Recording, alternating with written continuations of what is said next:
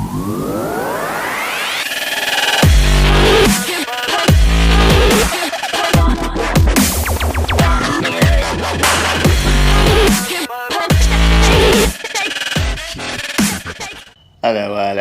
This is Dustin from Journey to Master, and today I'm going to talk about getting better pricing from supply houses and how to maintain really good relationships with your supply houses. So if you can run into a bind, they've got your back.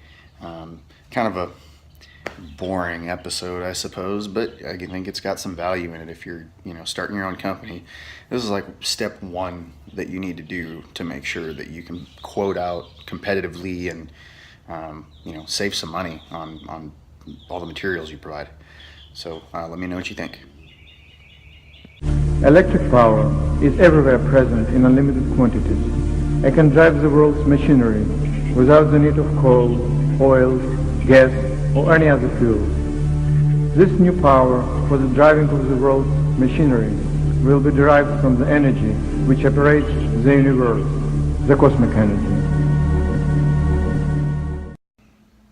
Hey everyone, it's Dustin from Livewire Electrical, and today I want to talk about how to get better pricing from supply houses. So one thing you want to do when you open up your company is you want to stop at, whatever your local supply houses are. I would stop at multiple. You're probably only ever going to use one, like religiously, whatever one's closest to you. We've got, in Austin, we've got like 15 different supply houses. There's really only like 4 main companies, but there's supply houses everywhere. So a really good idea would be to sit down with whatever your main supply house is, at least, and tell them, hey, I'd like to get better pricing than some Joe Blow off the street, and what do I need to do that? Most of the time they're going to want you to open up a credit account. So you're going to file for credit and have a $2,000 line of credit or whatever, but part of you having that line of credit is that they're willing to give you a rebate from like if you have a Square D supply house. That's another thing too. Most supply houses specialize in one brand. So like one of our local ones that's right by the house, they are a Siemens house. That's all they do for their gear. They've got Siemens, and they use Legrand for their plugs, and I forget what they use for their lighting, but they kind of specialize because if they specialize, they get really good deals from Siemens and Legrand, because that's the only ones that they're offering. So a different supply house in a different part of town, they might have Square D, and they might have whatever. They're going to have different stuff. So what you want to do is like figure out which brand you're going to use. Siemens is like the cheaper gear. Legrand's pretty cheap plugs and switches. Pass and Seymour. Square D is going to be a lot more expensive on average, but you're going to have to do whatever you want to do. So anyways, back to what I was saying.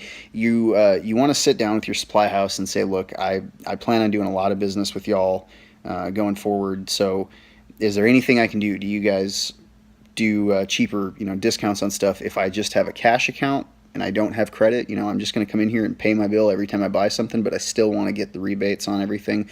Or do I have to have a line of credit? Some places won't do a cash account and give you a discount. They want you on a credit account, and that way it's kind of like they get to charge interest just like anybody else would. So there's like some back end money that they make off of the whole deal. But anyways, sit down with, if you want like GE, Square D, and Siemens, if those are your 3, then I would figure out what the 3 supply houses around, call around to each one of them and say, hey, what panels do you offer? And what kind of plugs and switches do you offer? And if I get recessed cans, like what brand can I get a discount on?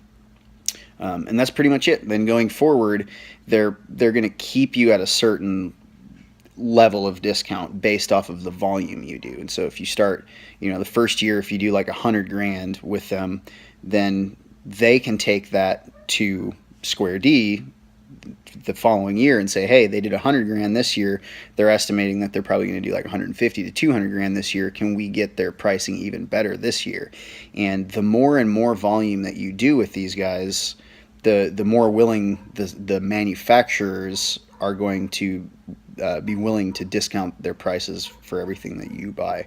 Because all your discounting actually happens on the manufacturer side. The supply house doesn't really, they have a little bit of wiggle room, but they're going to be going to Square D and saying, hey, I've got a customer that's going to do this kind of volume. What kind of pricing can you give us for that?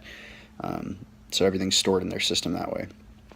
The other thing that's really important to do with your supply houses is pay everything on time, and don't do a whole bunch of returns. If you buy 5 switches and you use 4, don't go back and return 1 switch. Now, if you ordered something that was $1,000 and you only ended up needing the $500 part, and you didn't use that, like that's justifiable. But building a really strong relationship with your supply house, just like building a strong relationship with your banker, excellent idea. I've got our local supply house. There's these 2 girls in there that are like bubbly and goofy, and they're like big time into social media. They've got one of the top stores in the state. I mean, they're killing it. And so I've got an excellent relationship with them because every time I go in there, I just bullshit with them.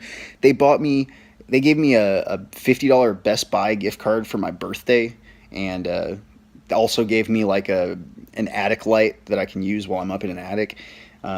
They just give a shit, and I give a shit, and I make it well known, that we have a really, really good relationship. So even if there's been one time on a Sunday, because I've been using them for 8 years, and these specific people that have been in the office, they've known me for that long. And so I've called one of them on a Sunday on their day off, or just texted them and said, hey, I'm in a bind. If you're not doing anything, would you mind coming out or pulling a part for me? I'll come and get it. And she calls me and she's like, you know what? I will go in, I'll pick it up, and I'll come and drive it all the way out to you. I was like 45 minutes away from the shop too. So she came in on a Sunday on her day off and came and brought me this thing and just saved the job that I was on.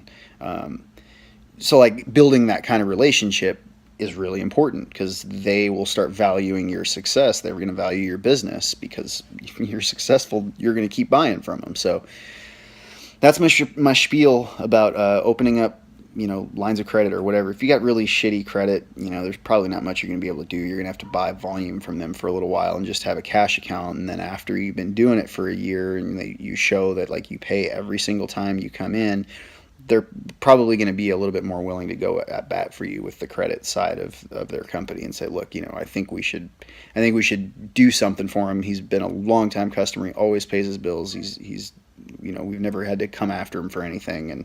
And anyways, so relationships, keep good relationships. And if you can do the credit thing, I would do it. I'm not really a fan of credit personally. I'd rather, just in my personal life too, if I want a TV, I save up for it. I don't go get credit cards and get in debt and all that shit. So if you do get a credit account with your supply house, I highly recommend paying it off every single month. Get your balance back down to 0. Don't just get a $5,000 line of credit and then max that thing out. You want to use it as a tool so that you can keep the money that you're getting paid in your company for payroll or for whatever. And then if you have to buy materials, buy it on your credit. But you do need to pay that off. But it just gives you a little bit more of flexibility so that you're not just dumping your bank account and your bank account's not doing this whole thing. You can kind of make payments and control everything as you go. So anyways, again, that's my spiel. Let me know what you think, and subscribe if you like it. Listen to the podcast if you like this. And communicate with us if you like this. We have a new Facebook page, Journey to Master on Facebook. We have a Facebook group that I started that's really not affiliated with Journey to Master, but if you're on Facebook and you're an electrician and you're looking for a good group of guys, there's a group called Electrical Wizardry that I started a few months ago, and it's just a good group of dudes. There's not going to be people on there that are trolling your stuff and being like, oh, that looks like shit, and making you feel bad. They're there to teach and they're there to learn, and it's just a killer group of guys to be a part of. So check all that stuff out, and leave a comment if you got anything to say. Talk to you guys later. Bye.